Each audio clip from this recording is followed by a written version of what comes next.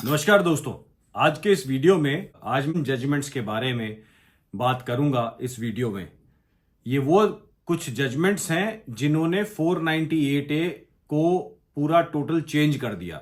ये वो जजमेंट्स हैं जिनसे जो पुलिस हस्बैंड्स के ऊपर और उसके रिलेटिव्स के ऊपर जो अनावश्यक दबाव बनाती थी वो चेंज हो गया।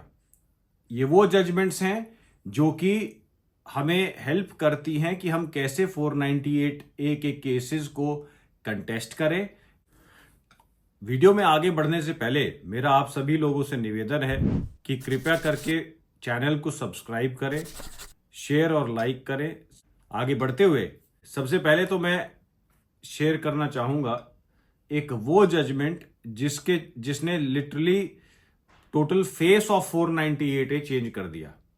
मैं बात कर रहा हूं Arnesh Kumar versus state of Bihar which stopped automatic arrest of any accused persons accuse for 498A। ये था।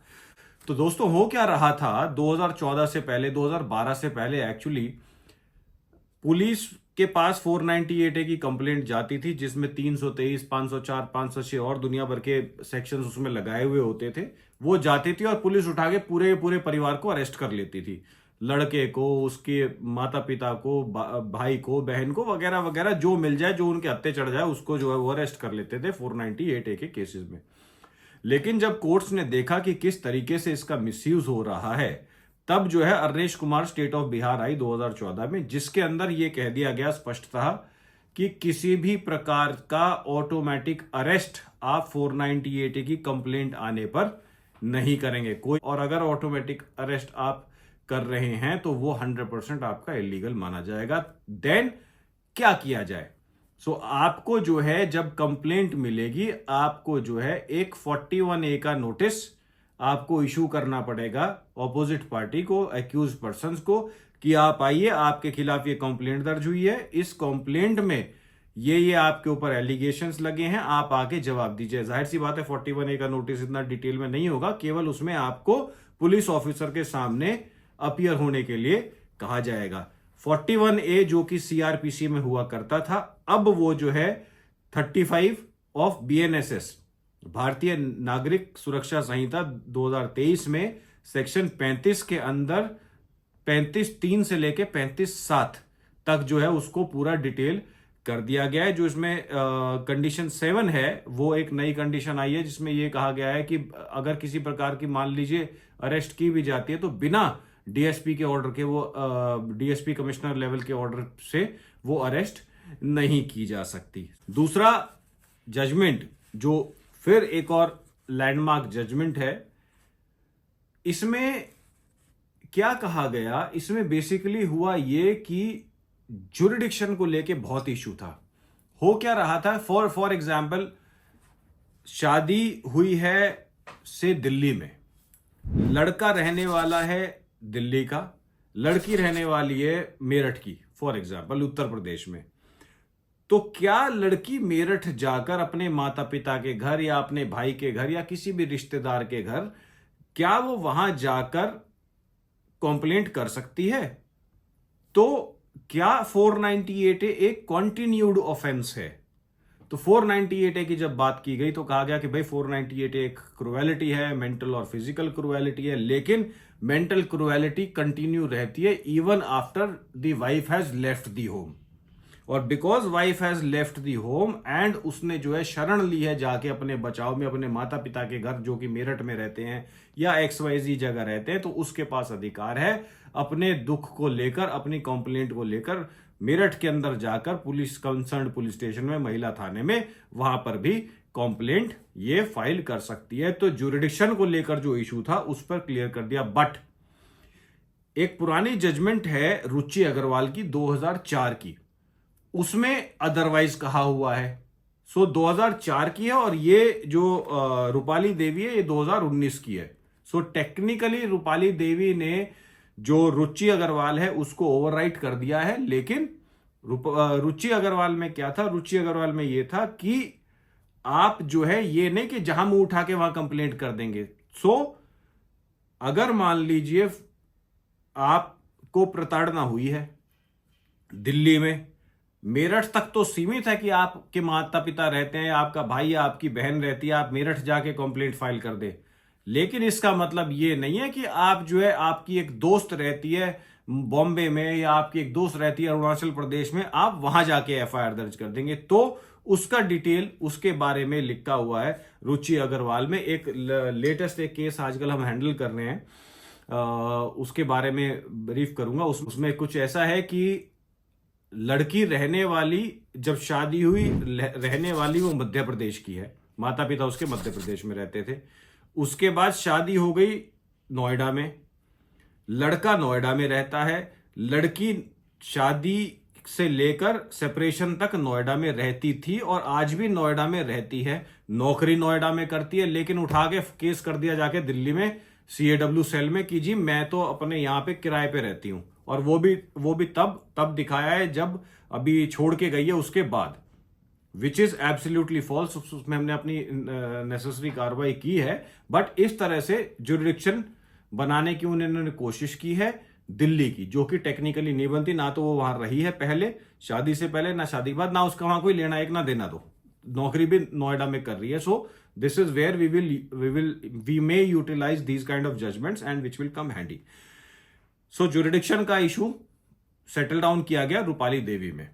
उसके बाद अगेन एक और लैंडमार्क जजमेंट, जिसने कि ये बताया कि ये जो पेशा बना रखा है झूठे मुकदमों में सारी दुनिया के रिश्तेदारों का नाम लिखवाने का, ये बंद होना चाहिए। तो 2022 की Kahkashan Kausar versus state of Bihar की जजमेंट है, बहुत ही लैंडमार्क जजमेंट है, जिसमें यह कहा गया कि अगर जब तक एफआईआर के अंदर specific allegations about each individual नहीं होंगे, जिसका भी नाम आपने लिखा है उसके खिलाफ अगर कोई भी एलिगेशन लगा रहे हैं, तो जनरल एंड ओमनिबस एलिगेशंस नहीं होने चाहिए। अगर स्पेसिफिक एलिगेशन है, फॉर एग्जांपल मेरी ननद ने मुझे इतनी तारीख को इतने बजे मारा, दैट इज स्पेसिफिक एलिगेशन। वो स्पेसिफिक एलिगेशन भी आपको प्रूव करना पड़ेगा। मारा जिसके बाद मैंने जो है जाके मेडिकल करवा लिया, तो यहां पे आप एक बार को प्रूव भी कर सकती हैं। लेकिन मेरी ननद ने, मेरे सास ने, मेरे ससुर ने, सब ने मिलकर मुझे एक दिन मारा, this is general and omnibus allegation, this can not be proved. Hence इस तरह के एलिगेशंस की वजह से अगर सारे रिश्तेदारों का नाम लिखवाया जाता है, पुलिस उनको तंग करती है, तो आपके जो रिश्तेदार हैं उनको फोर्स नहीं किया जा सकता ट्रायल में जाने के लिए, क्रिमिनल ट्रायल में जाने के लिए उनको फोर्स नहीं किया जा सकता। क्योंकि अगर ऐसे लोग क्रिमिनल ट्रायल से गुजरते हैं तो जाहिर सी बात है उनको मानसिक रूप से, सामाजिक रूप से, हर तरीके से उनका हरेसमेंट होता है। ये जजमेंट है। इन केस अगर आपको ओरिजिनल कॉपी चाहिए हो SCC ऑनलाइन वगैरह से, आप जो है मुझे कांटेक्ट कर सकते हैं। पॉसिबल होगा तो मैं आपके साथ शेयर करूंगा। अगली जजमेंट जिसके बारे में बात करेंगे वो भी एक लैंडमार्क जजमेंट है, Surendra versus state of Kerala 2022 की ये जजमेंट है। इसमें जो व्यू आया कोर्ट का, वो ये व्यू आया कि इंटरेस्टेड विटनेसेस जो होते हैं, यानी कि आप जिन विटनेसेस के साथ बाय बर्थ या किसी भी तरह से रिलेटेड हैं, तो वो इंटरेस्टेड विटनेसेस हैं, यानी कि वो तो आपके फेवर में बयान देंगे ही देंगे। सो जनरली ऐसे इंटरेस्टेड विटनेसेस के जो बयान हैं वो कंसिडर नहीं किए जाते कोर्ट में। बट एक ये व्यू है कि कंसिडर नहीं किए जाएं, बिकॉज क्योंकि वो इंटरेस्टेड विटनेस है, जाहिर सी बात है आपकी फेवर में ही बयान देंगे। तो ऐसे केस में सुप्रीम कोर्ट ने क्या कहा सुरेंद्र स्टेट ऑफ केरला में, कि अगर इंटरेस्टेड विटनेसेस के बयान आए हुए हैं, उन बयानों से संबंधित कोई भी एविडेंस आया हुआ है, तो बिकॉज वो इंटरेस्टेड विटनेसेस हैं इसलिए आप उसको इग्नोर नहीं कर सकते। अगर इंटरेस्टेड विटनेसेस भी हैं और उनका जो बयान है, उनके जो स्टेटमेंट्स हैं, उनके सपोर्ट में कोई भी एविडेंस भी है या कोई सर्कमस्टेंशियल एविडेंस है, तो उनके बयान भी कंसिडर किए जा सकते हैं। एक और बहुत इंटरेस्टिंग जजमेंट शेयर कर रहा हूं, यह है 2022 की, Mukesh Bansal state of Uttar Pradesh. Video में आगे बढ़ने से पहले मेरा आप सभी लोगों से निवेदन है कि कृपया करके चैनल को सब्सक्राइब करें, शेयर और लाइक करें। आगे बढ़ते हुए, बहुत ही इंटरेस्टिंग जजमेंट है। तो क्या हुआ, आपको जैसे पता ही है, हमारे उत्तर प्रदेश की पुलिस पहले भी और अभी भी अपने आप ही अपनी सीआरपीसी खुद लिखती है। ये करेंगे वो जो इनका मन करेगा, कानून सारा एक तरफ, कोई बात नहीं। लेकिन बहुत सारे पुलिस ऑफिसर्स ऐसे भी हैं जो गो बाय द बुक, बिल्कुल किताब से ही चलेंगे। सो प्रोसेस ऑफ लॉ जो है थोड़ा सा इसमें चेंज कर दिया गया, एक्सप्लेन कर दिया गया, चेंज नहीं कर दिया गया, एक्सप्लेन कर दिया गया। तो एक्सप्लेन किया गया कि क्योंकि अरनेश कुमार में ऑटोमेटिक अरेस्ट हमने बंद कर दी थी और उसके बाद भी नॉनसेंस कंटिन्यूअस चालू है, तो फिर Mukesh Bansal state of UP में यह कहा गया कि जो 498 ए की गाइडलाइंस हैं उसके अनुसार अगर एफआईआर दर्ज होती है, ये बहुत ध्यान से समझें, बहुत ध्यान से सुने, बहुत इंटरेस्टिंग जजमेंट है। अगर 498 में किसी भी प्रकार की एफआईआर दर्ज होती है और उसमें कोई भी गंभीर आरोप नहीं है, जैसे कि 307 यानी कि अटेम्प्ट टू मर्डर वगैरह का कोई आरोप नहीं है, तो ऐसी किसी भी एफआईआर में जिसमें 498 ए इंक्लूडिंग अदर सेक्शंस 10 साल से कम की सजा हो, वो मैटर्स में 2 महीने तक, एफआईआर दर्ज होने के 2 महीने तक अरेस्ट नहीं करेंगे आप, पहली बात। और 2 महीने बाद आप जो है इसको फैमिली वेलफेयर कमेटी, जो कि कोर्ट्स में हर जिले में बनी हुई है, फैमिली वेलफेयर कमेटी में आप ये भेजेंगे मैटर कंसिडर करने के लिए, जो आगे इसमें मीडिएशन की पॉसिबिलिटी देखेंगे। यानी कि जो रास्ता था, जो पुलिस करने का, तंग करने का जो तरीका था, उसको भी खत्म कर दिया। 2 महीने का कूलिंग पीरियड है कि आप अरेस्ट नहीं करेंगे, और अगर अरेस्ट होती है, अगर अरेस्ट करते हैं तो वापस आ जाइए, चले जाएंगे हम 35(7) के अंदर, जो बीएनएसएस का सेक्शन 35(7) है, जिसमें डीएसपी की परमिशन आपको लेनी पड़ेगी। डीएसपी अगर परमिशन देगा तो आपको उसमें डीएसपी को लिखना पड़ेगा कि क्यों अरेस्ट जो है करना बहुत आवश्यक है। इसके बाद एक और जजमेंट है जो कि टोटली एविडेंस बेस्ड है।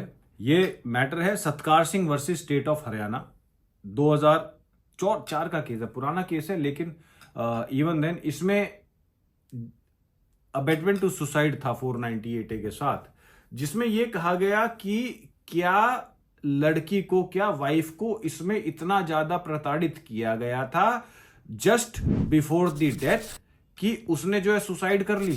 क्या अबेटमेंट है इसमें सुसाइड में? जब केस का ट्रायल हुआ तो उस ट्रायल में यह पाया गया कि किसी भी प्रकार का कोई भी एविडेंस ऐसा अवेलेबल नहीं था फाइल पर कि जिससे कि involvement of in-laws, involvement of husband पाई जाए। हेंस जो मैटर था वो क्वॉश कर दिया गया, उनको जो है सबको इसमें एक्विटल सबका हो गया था। हालांकि काफी आगे की स्टेज का था, बट एविडेंस के तौर पर ये वाला जो मैटर है बहुत ही एक्सेप्शनल मैटर है, इसको भी आप पढ़ सकते हैं। सिमिलर एक मैटर है Kansraj versus state of Punjab, उसमें भी जो है एविडेंस के बेसिस पर इन-लॉज को, इसमें क्या हुआ इस केस में ब्रीफली, ऐसे रिश्तेदार जैसे कि फॉर एग्जाम्पल मैरिड सिस्टर होती है या ब्रदर है जो कि बाहर कहीं स्टेट में रहता है, बाहर किसी जगह रहता है या कंट्री से बाहर भी रहता है, ऐसे लोगों के नाम भी 498 में लिखवा दिए जाते हैं। हमारे पास काफी सारे केसेस हैं जिनमें इस तरह की चीज है, जिसमें लड़कियों ने, हम लड़कों की तरफ से हैं उसमें, एक्यूज पर्सन की तरफ से वकील हैं हम उसमें, जिसमें लड़कियों ने अपनी सिस्टर इन लॉ के, जो कि बाहर कहीं लंदन में, कोई अमेरिका में रहती हैं, उनके भी नाम लिखवा रखे हैं, जबकि उनका कोई लेना एक ना देना तो आज तक मिली नहीं, या शादी के टाइम मिली थी उसके बाद कभी नहीं मिली, तब भी उनके नाम लिखवा रखे हैं। ऐसे केसेस में काम आता है Kansraj versus state of Punjab, 2000 की जजमेंट है बट कॉन्टिन्यूड जजमेंट है, जिसमें कि यह कहा गया कि जब एग्जिस्ट ही नहीं करता किसी प्रकार का relationship other than being mother in law and father in law, मिले ही नहीं आपस में, रिलेशनशिप किसी तरह का एस्टेब्लिश नहीं हुआ, तो आप जो है ऐसे नाम नहीं लिखवा सकते। एविडेंस ये क्वॉशिंग के लिए मैटर था, जिसमें क्वॉशिंग के लिए गए और क्वॉश हो गया case against the in laws, क्योंकि किसी भी प्रकार का उनका संबंध नहीं था, दोनों मियाँ बीवी अलग कहीं बाहर रहते थे। एक और बहुत इंटरेस्टिंग जजमेंट है, ये टेक्निकली डेजर्शन का सब्जेक्ट था, बट 498 ए का मुकदमा क्योंकि दर्ज हुआ बहुत बाद में, सेपरेशन के बहुत बाद में, इसलिए जो है ये इंपॉर्टेंट है। Manju Ram Kalita versus state of Assam 2009 की जजमेंट है। इसमें क्या हुआ, कुछ कहासुनी के बाद वाइफ जो है घर छोड़कर चली गई और रहने लगी अपने फादर के साथ। कई साल जब बीत गए तो उसके बाद लड़की को, वाइफ को पता चला कि मेरे हस्बैंड ने तो किसी और से शादी कर ली। तो इतने साल उसने कोई मुकदमा नहीं फाइल किया। जब उसको पता चला कि हस्बैंड ने शादी कर ली, कहीं और किसी के साथ रह रहा है, तो उसने 498A का और दुनिया भर की चीजों का क्रुएल्टी के बेसिस पे मुकदमा डाल दिया। तो सुप्रीम कोर्ट इस पे क्या कहता है, जब ये मैटर सुप्रीम कोर्ट तक पहुंचा, कोर्ट का ये व्यू आया कि पहले तो आप इतने टाइम से क्या कर रहे थे, नंबर 1। नंबर 2, 498A जो क्रुएलिटी है, क्रुएलिटी इस मैटर में दूर से दूर तक बनती ही नहीं है, क्योंकि क्रुएलिटी का टाइम डिफाइंड है तीन साल का, कि आप 3 साल तक जो है क्रुएलिटी का मुकदमा या 498A का मुकदमा डाल सकते हैं। लिमिटेशन है उसमें सीआरपीसी के अंदर। लेकिन that cruelty should be defined. Minor जो डिस्कशंस होते हैं या माइनर जो बहसबाजी होती है, आप उसको 498A या क्रुएलिटी नहीं कह सकते। इसलिए जो है 498A का अपराध नहीं बनता। फाइनली इसमें जो है, जो 498A के अंदर कन्विक्शन हुई थी उसको जो है सेट असाइड कोर्ट ने कर दिया और किसी भी प्रकार का मुकदमा फिर उसमें हस्बैंड के खिलाफ नहीं हुआ। हाँ, उसका जो है बाइगेमी का मुकदमा जो है वो बनता था, तो उसकी बाइगेमी की प्रोसीडिंग उसमें हुई। फिर से सभी लोगों से रिक्वेस्ट करूंगा, काइंडली सब्सक्राइब, जिससे कि ऐसे इंफॉर्मेटिव वीडियोस आगे भविष्य में जैसे ही अपलोड हों आपको नोटिफिकेशन उनका चला जाए।